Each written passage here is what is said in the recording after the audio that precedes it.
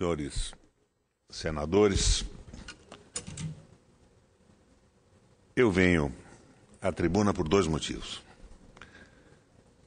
Eu vou fazer algumas considerações sobre a crise global e o Mercosul, mas inicialmente quero falar, senador Cristóvão, sobre a minha perplexidade em relação à posição do nosso governo federal na questão do leilão de Libra. Eu, durante a última campanha eleitoral, fiquei empolgado com a nossa presidente Dilma Rousseff, quando ela, respondendo a algumas declarações dos principais assessores do José Serra, colocou no ar um VT, um videotape, no qual afirmava que a privatização da Petrobras ou dos campos do pré-sal eram um crime contra a nação. Eu redobrei os meus esforços na campanha da presidente Dilma. Mas eis que, de repente, não mais que de repente, tudo muda. E a presidente determina que o campo de Libra, o maior campo de petróleo conhecido no Brasil, talvez o maior campo de petróleo do planeta, seja leiloado. E exclui a Petrobras, exigindo uma participação de 15 bilhões de reais antecipadas, que seriam posteriormente diminuídas do custo de produção do petróleo. A sociedade civil protesta. Eu não consegui entender o leilão. Eu queria um debate no Congresso Nacional. Tentei fazer um debate na bancada do meu partido, no PMDB. Levei o Fernando Siqueira, vice-presidente da Associação dos Engenheiros da Petrobras. Tive dificuldade de levar o debate à frente. De certa forma, o debate não se deu pela interferência pesada do líder do governo, que é do meu partido. Então, junto com o senador Pedro Simon e o senador Randolph, elaboramos um projeto de decreto legislativo para sustar o leilão de Libra. Ora, a mesa é do meu partido. O PMDB tem a presidência do Senado. Mas eis que mais uma surpresa surge, senador Cristóvão Buarque. A mesa distribui o projeto de decreto legislativo para 3 comissões. Distribui para 3 comissões. E na Comissão de Constituição e Justiça, me informa o senador Vital, que o líder do governo pede para ser o relator.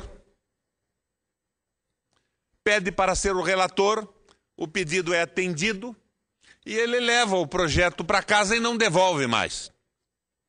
O leilão de Libra será feito no próximo dia 23, se não me engano. Semana que vem, segunda ou terça-feira. E o projeto de decreto legislativo teria que passar por 3 comissões. E o relator não devolve o projeto, não faz a relatoria. Então, senador Cristóvão, o que eu vejo é que não se estão contrapondo aos argumentos que contrariam o leilão de Libra. Eles estão impedindo o debate. O governo, com a ajuda do meu partido, que tem a mesa do Congresso Nacional na mão, está impedindo que o Senado da República debata os argumentos favoráveis e contra. É a mesma atitude da nossa presidente. Ontem, ela assina um decreto determinando que o Exército Brasileiro seja mobilizado para impedir qualquer manifestação contra o leilão de Libra. É o Exército defendendo, então, a entrega do petróleo brasileiro, sem argumento. Não há argumento racional algum que justifique este leilão que preda o Brasil e compromete o nosso futuro. Tudo se suporta apenas, no meu entender, e não tenho nenhum motivo para pensar de outra maneira até agora, nem a presidente me deu um argumento, nem o ministro das Minas e Energias. Se suporta apenas nos 15 bilhões de reais para viabilizar o superávit primário. Uma antecipação, uma espécie de um empréstimo. E o Brasil perde o leilão. A presidenta da Petrobras veio a uma das comissões e, implícita ou explicitamente, conforme preferirem os senhores senadores na interpretação que possam fazer, disse que não entendia por que se estava fazendo o leilão e que não havia empresa no Brasil mais capacitada para explorar Libra do que a Petrobras. Estamos com o exército na rua numa espécie de um pinochetaço para impedir manifestações.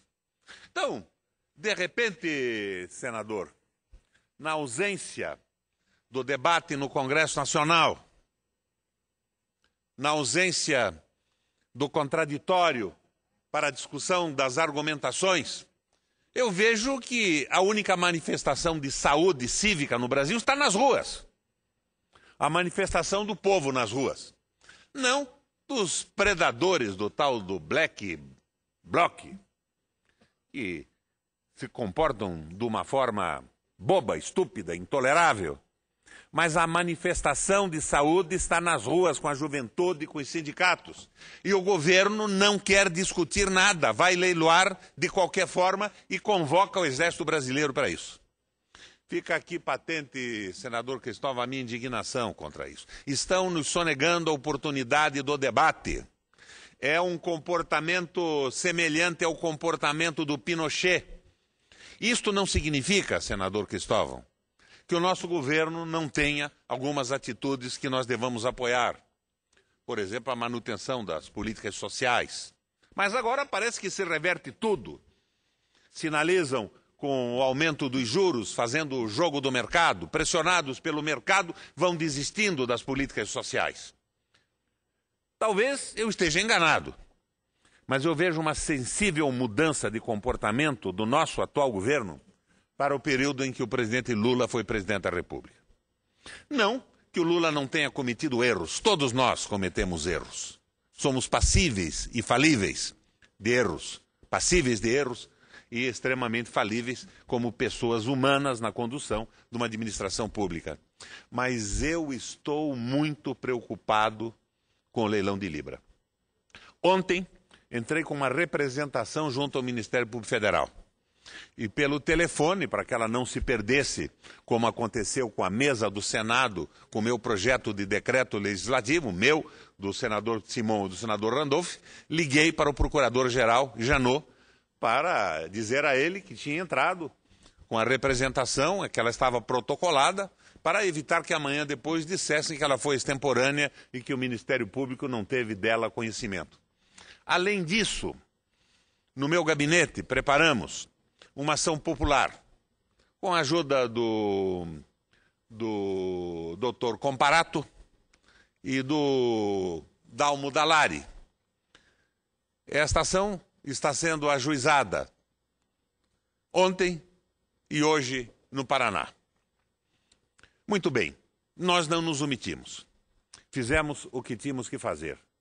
Mas o Senado da República, com um leilão na segunda ou na terça-feira, designar 3 comissões para examinar um decreto legislativo e o líder do governo pedir para ser relator e levar o projeto para casa, nos negando o contraditório, impossibilitando a discussão, é uma coisa realmente inusitada que mostra que o Senado da República está doente.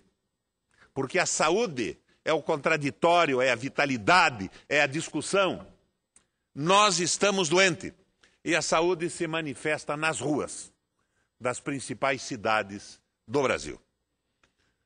Senador Cristóvão, levanta o microfone para uma parte que eu concedo com o máximo prazer.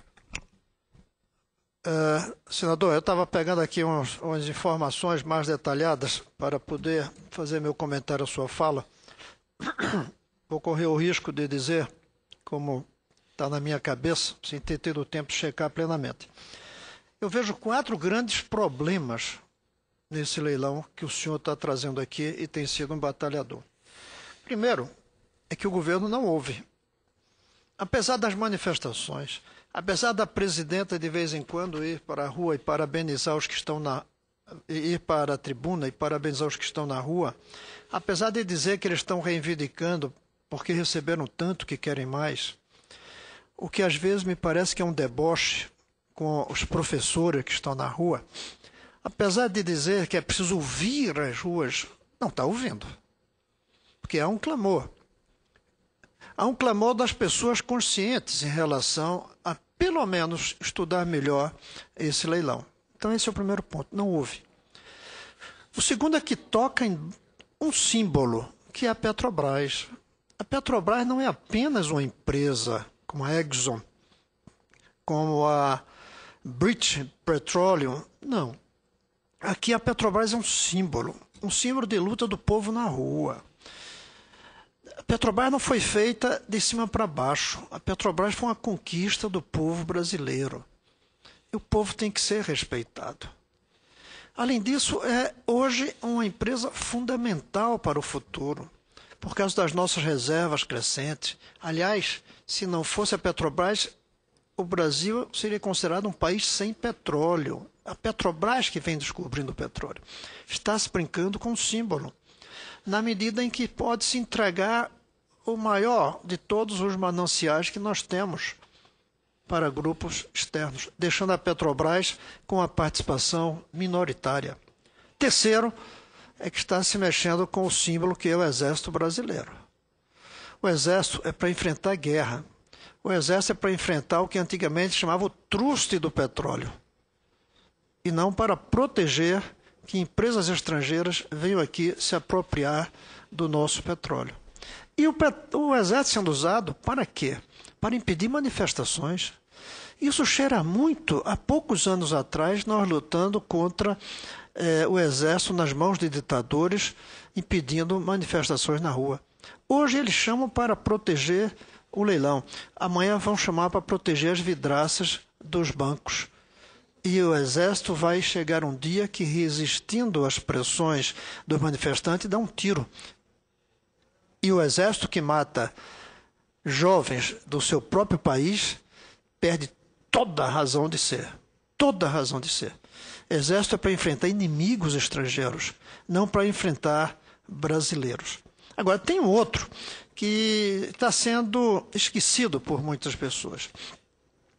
É que a presidenta falou, insistiu, mandou um projeto de lei, embora eu já tivesse dado entrada aqui algum, o Tasso Gereissati junto comigo, o Aloísio, todos nós tivemos entrado em projeto para que o royalties do petróleo fosse para a educação. Ela passou por cima e, felizmente, foi bom, porque assim se aprovou rapidamente, senão o PT teria ficado contra, se fosse de autoria nossa, e aprovou-se o royalties do petróleo.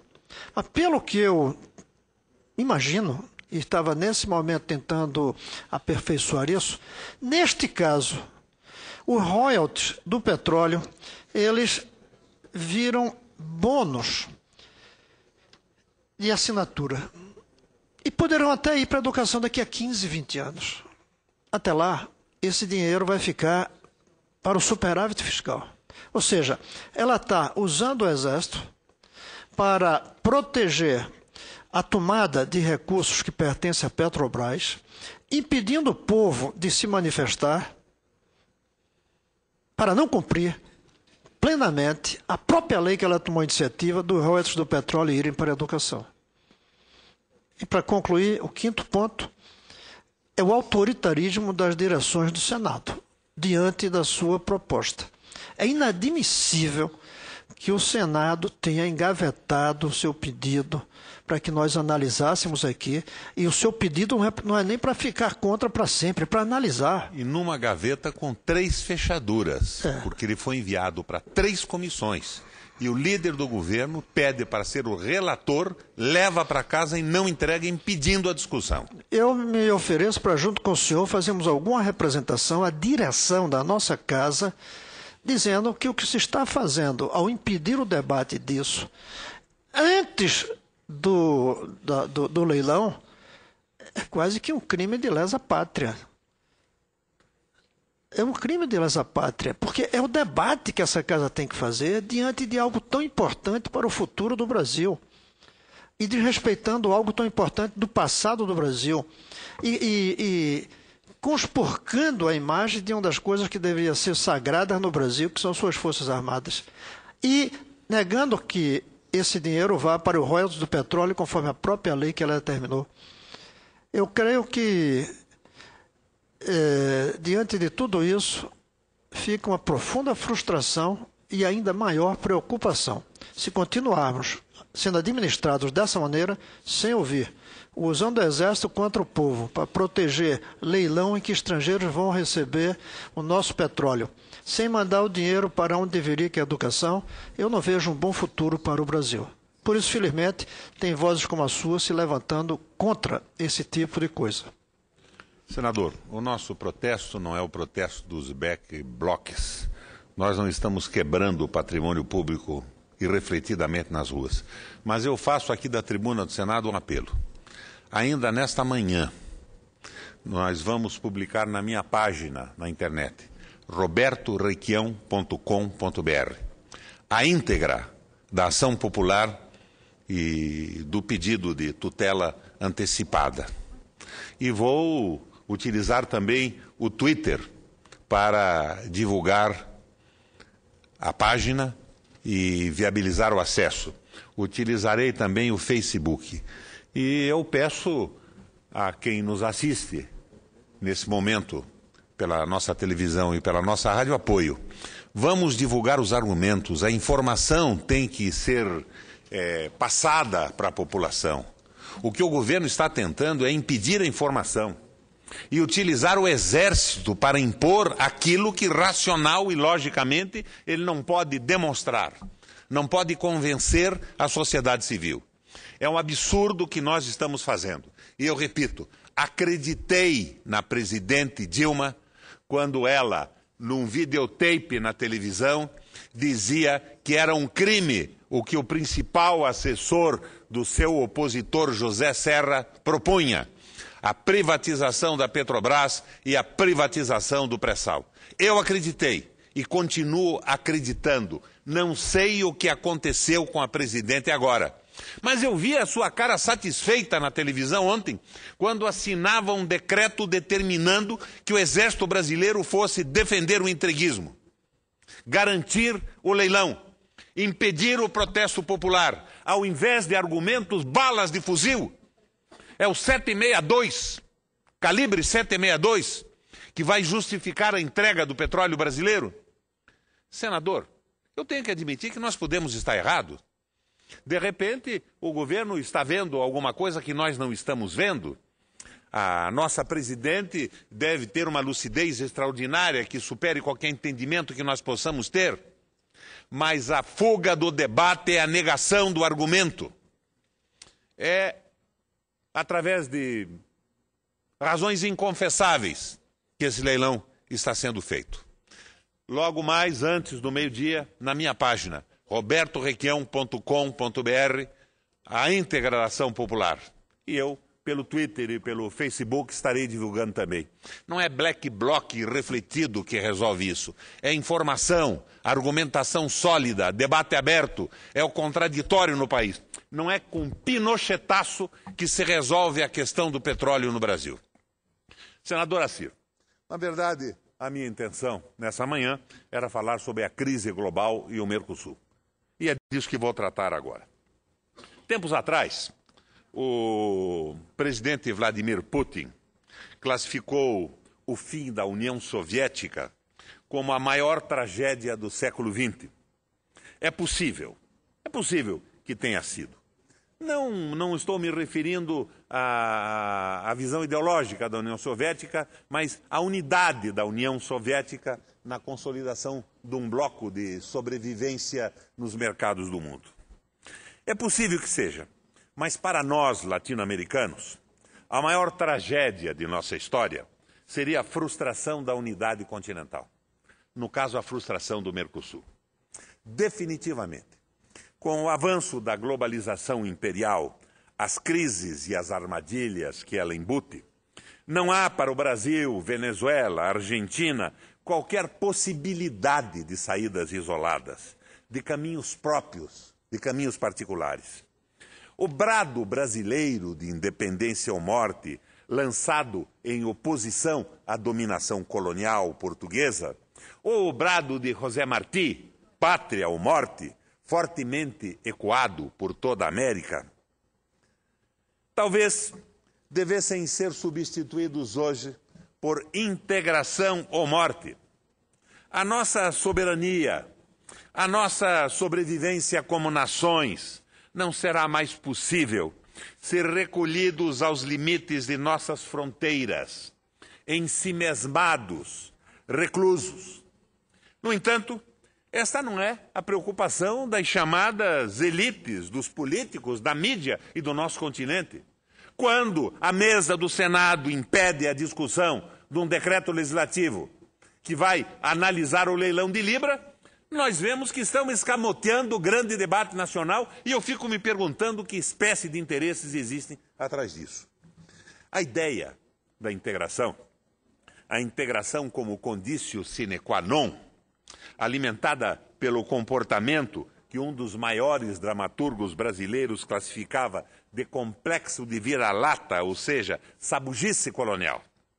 Vejam, por exemplo, a reação das grandes redes brasileiras de comunicação e dos partidos conservadores diante da denúncia de que os Estados Unidos invadiram até mesmo o celular da presidente Dilma, bisbilhotaram mensagens e conversas com ministros, além de devassarem os arquivos da estatal brasileira do petróleo, a Petrobras. A mídia e a oposição, além de considerarem a espionagem normal, legítima, censuraram a presidente pela reação ao atentado. Foi brilhante a reação, foi empolgante o discurso da presidenta na ONU.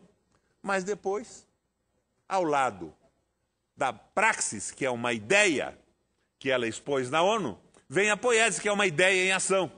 Vem o leilão de Libra, sem nenhuma justificativa.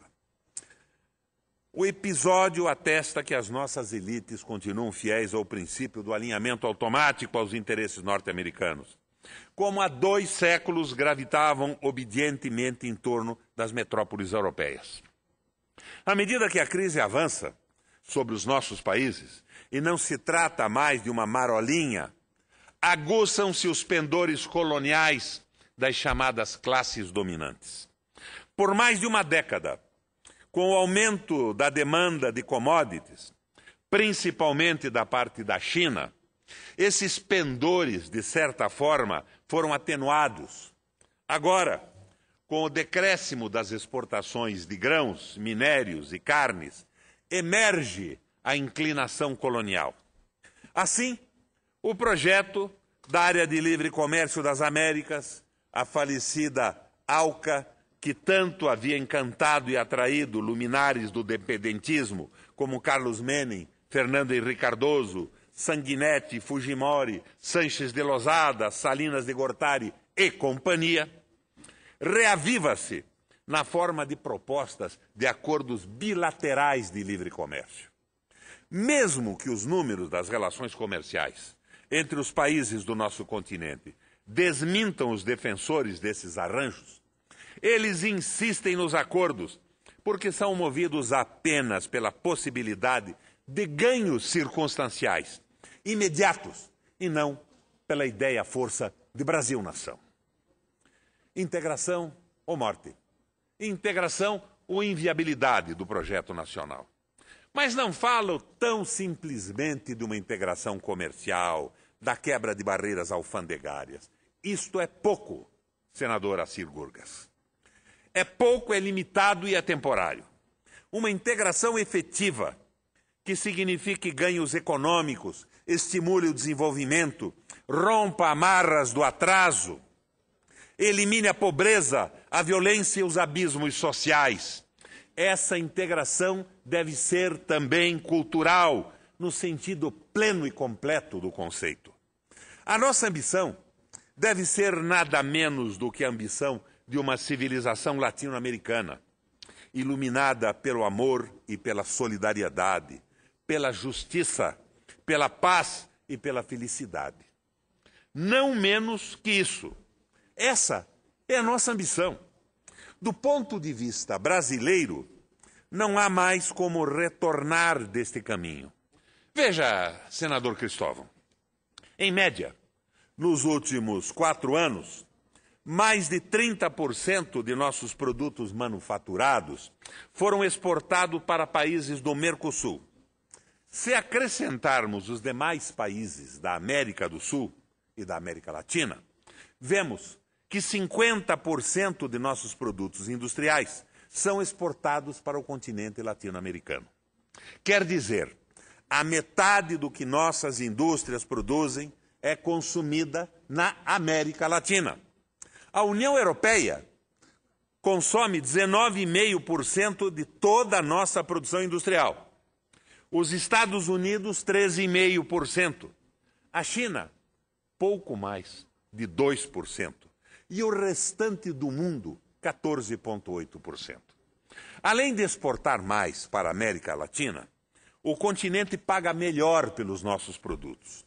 No acumulado dos últimos 12 meses, o Brasil exportou 234 bilhões e 190 milhões de dólares, vendendo seus produtos ao preço médio de 425 dólares a tonelada. Para a América Latina, nós exportamos 50 bilhões e 160 milhões de dólares e vendemos os nossos produtos, senador Cristóvão, a 1.424 dólares a tonelada. Portanto, 1.000 dólares a mais por tonelada do que vendemos em média para o mundo, porque nós vendemos para a América Latina produtos industrializados no Brasil. A venda apenas para o Mercosul tem um preço médio ainda melhor, 1.534 dólares a tonelada. Logo, a América Latina compra mais, paga melhor e importa produtos com valor agregado. Ainda assim, os nossos conservadores, fatia importante do chamado agronegócio e da grande mídia, colonizada, servil, querem ver o nosso país amarrado a acordos bilaterais com os Estados Unidos e alguns países europeus. Mas alguns dados, senador Gurgis. Enquanto entre 2002 e 2012, as nossas exportações para os Estados Unidos cresceram 72%, os nossos negócios com a América Latina tiveram um incremento de 337%. Só para o Mercosul, o aumento foi de 579%. Da mesma forma, as nossas importações da América Latina e Caribe cresceram bem mais que as importações da União Europeia ou dos Estados Unidos. Como diria o presidente Chaves, o nosso norte é o sul, integração ou morte. Morte dos projetos nacionais. Ou nos protegemos sob o guarda-chuva da integração, ou nos expomos à pior de todas as tempestades geradas pelo desequilíbrio do capitalismo. A premissa parece óbvia. Profundamente afetados pela crise financeira global, em recessão, porque vítima de suas políticas de classes para salvar o sistema bancário, os países europeus precisam desesperadamente vender, exportar, aumentar as exportações e o superávit comercial para substituir a demanda interna contraída com as tais receitas de austeridade. Esta a saída para a Europa do euro. E como nos ensinou certa vez Lester Turov, o Papa da globalização, acerca do destino inevitável das montadoras de automóveis, o mapa da mina indica que o tesouro está no sul. Mais óbvio, senador Cristóvão, rigorosamente impossível. Mas o cerco sobre nós, sobre o Brasil e sobre a América Latina amplia-se. Os Estados Unidos anunciam a meta de dobrar as exportações a cada 5 anos. O Japão adota uma política cambial agressiva para aumentar as exportações. A China intensifica e reforça seu modelo exportador e de superávit comercial. Enfim, o nosso sistema comercial sofre assédio em todas as frentes. Com o consumo interno contido, os países industrializados miram os nossos mercados emergentes como a sua salvação. Repico, a alternativa dos acordos bilaterais de livre comércio com os países desenvolvidos é a batalha de Davi, sem a funda e com Golias fortemente armado. Para nós, a única saída é o aprofundamento da integração cultural e produtiva do continente como eixo central para a retomada do nosso desenvolvimento e para a construção da grande nação latino-americana. Apenas como bloco será possível a defesa do verdadeiro dumping comercial que se engatilha contra nós. Mais ainda, desta vez, o declínio da indústria manufatureira em toda a América do Sul não será compensado pelo aumento das exportações de commodities, como ocorreu nos anos 2000 até a crise, o que fez com que a própria crise batesse em nossos costados como uma marolinha, como disse o nosso presidente Lula. Não, agora não. A China, esse insaciável pantagruel engolidor de grãos, carnes e minérios, revela-se um tanto quanto indisposta na sua saciedade que se reflete por todo o continente. Integração produtiva e cultural ou morte? Morte dos projetos nacionais. Como vimos, da parte de nossas malfadadas elites e seus porta-vozes mediáticos, nada a esperar. Talvez, senador, a esperança esteja no grito das ruas. Mas, desgraçadamente, da parte de nossos governos, em especial do governo brasileiro, pouco a esperar em vista de uma política econômica inconsequente, que não contribui para a integração continental. Se escapamos da recolonização explícita, escrachada, representada pela ALCA, se superamos aqueles dias escuros, nebulosos do predomínio de governos neoliberais, não conseguimos até hoje elaborar um projeto comum de construção da União Latino-Americana. Um projeto que começasse em nossas casas, com a construção de nossas nações. Como disse, o boom das commodities desfaz-se em combinação com uma política econômica errática, fortemente influenciada pelos pressupostos neoliberais. Temos como herança a desindustrialização, a desqualificação do emprego, o desequilíbrio do balanço de pagamentos, a sangria da remessa de lucros para o exterior, a diminuição dos investimentos públicos, a ampliação da política de concessões, eufemismo envergonhado do nosso governo para realizar as privatizações que está realizando. De forma mais aguda ou menos aguda, são problemas que perpassam os países do Mercosul, da América Latina e Caribe. E as reações, de maneira geral, são reações tópicas, limitadas. Vejam o caso brasileiro. O nosso governo tange a economia a golpes de desonerações fiscais, ainda que estas desobrigações já tenham perdido a capacidade de estimular o consumo e o investimento. Hoje, as desonerações talvez não tenham outros efeitos que os de favorecer o fantástico lucro das montadoras, que, depois das desonerações, multiplicaram por 5 os seus investimentos, não no Brasil, mas fora do Brasil, e estimular a remessa de lucros das multinacionais para o exterior. A espantosa enxurrada de dólares que no último ano temos exportado sob a rubrica de lucro e juros coincide com a exacerbação das desonerações. A encrenca cambial também é um embaraço comum. Trata-se de um risco, um gravíssimo risco, a curto prazo, senador Cristóvão. Mas, quando se fala nas potencialidades da crise cambial, os nossos países sacam como argumento suas reservas em dólares, No caso brasileiro, se não me engano, cerca de 370 bilhões de dólares de reservas. Mas, perguntemos, um elevado nível de reservas resiste à combinação de déficit comercial, déficit em conta corrente, remessa crescente de lucros e juros para o exterior, redução dos investimentos externos e diminuição de exportações? Resiste? Não. Foi por causa disso, e não para conter a inflação, que o Banco Central do Brasil voltou a aumentar juros. Está recorrendo ao capital especulativo e vadio mundial, na continuidade da política neoliberal de Fernando Henrique Cardoso.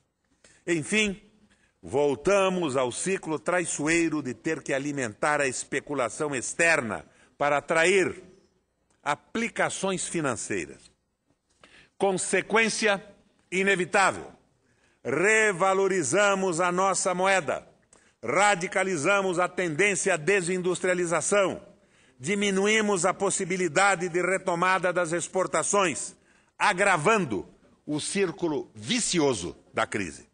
Some-se a isso a já referida crise dos países industrializados e temos ingredientes para um petardo de grande poder de destruição, uma vez que nós e nossos parceiros latino-americanos não temos uma estratégia de enfrentamento da crise, não temos nem estratégia e nem táticas que possam desarmar esta bomba. Parece que não conseguimos entender, não entra em nossas cabeças, não alcança o entendimento governamental que a crise na Europa e nos Estados Unidos não é o vale de um ciclo que acabará entrando em um processo de retomada por vias naturais, arrebatando-nos juntos aos céus. Antigamente, senadores, as crises cíclicas do capitalismo eram revertidas por políticas fiscais e monetárias expansivas. Hoje, o sistema resiste às políticas fiscais expansivas e as políticas monetárias tornaram-se absolutamente ineficazes. É a tal armadilha da liquidez de que falava Keynes. As empresas têm dinheiro para investir, mas não investem porque não há demanda. É a armadilha keynesiana da liquidez. Reforçando, as brutais políticas de contração adotadas pelos países europeus para salvar o sistema financeiro, que travaram a retomada do crescimento e espalharam recessão e depressão, não nos deixa parte de seus efeitos. Integração ou falência dos projetos nacionais. E o nosso governo recorre a essas desonerações táticas sem um projeto nacional claro e definido e recorre presentemente à entrega do petróleo de Libra, que pode chegar a 15 bilhões de barris, para resolver um problema de superávit primário. As nossas ações contra o leilão de Libra, tanto a representação que fizemos ao Ministério Público, como a ação popular, para a qual pedimos tutela antecipada, poderão ser lidas ainda hoje, nesta manhã, na minha página na internet, robertorequião.com.br, e utilizarei o Twitter e o Facebook para divulgá-las amplamente. Não é de black bloc que precisamos, não é destruição de patrimônio, é informação, é debate, é coerência, é o despertar do novo e saudável nacionalismo no país. Obrigado, presidente, pela tolerância proverbial de vossa parte com o